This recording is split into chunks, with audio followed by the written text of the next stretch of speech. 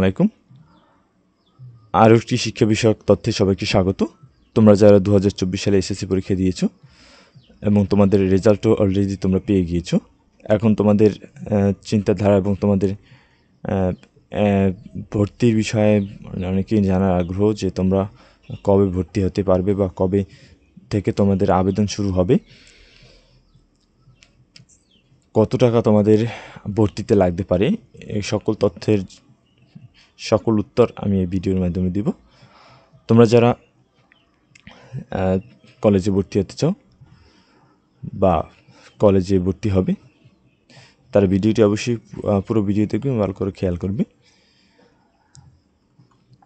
চলতি বছরে এসএসসি ও সমমান পরীক্ষায় পাশের পর এবার একাদশে ভর্তির অপেক্ষায় শিক্ষার্থীরা।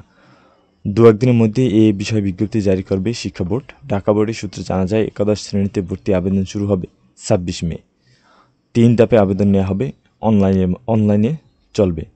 অর্থাৎ এই আবেদন কিন্তু অনলাইনে হবে। তোমরা অনেকে চিন্তা করতে পারো যে আমি সরাসরি গিয়ে ভর্তি হয়ে আসবো বা অনলাইনে ভর্তি হতে না পারি, তাতে সমস্যা কি, আমি সরাসরি তো ভর্তি হতে পারবো, এরকম কিন্তু চিন্তা করলে কাজ হবে না। অর্থাৎ এরকম চিন্তার কোনো ভিত্তি নেই।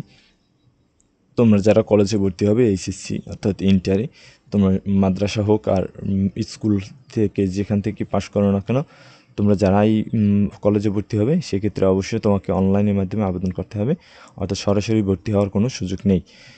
নির্ধারণ করা হয়েছে কলেজ সর্বোচ্চ ভর্তি ফি। বিভিন্ন সূত্র জানিয়েছে, আগামী 26 মে থেকে অনলাইনে আবেদন প্রক্রিয়া শুরু হবে। এই প্রক্রিয়া চলবে 11 জুন পর্যন্ত। তবে এই সিদ্ধান্ত নেবে শিক্ষা বোর্ড ও শিক্ষা মন্ত্রণালয়। দু একদিনের মধ্যে এই বিষয়ে সিদ্ধান্ত আসতে পারে।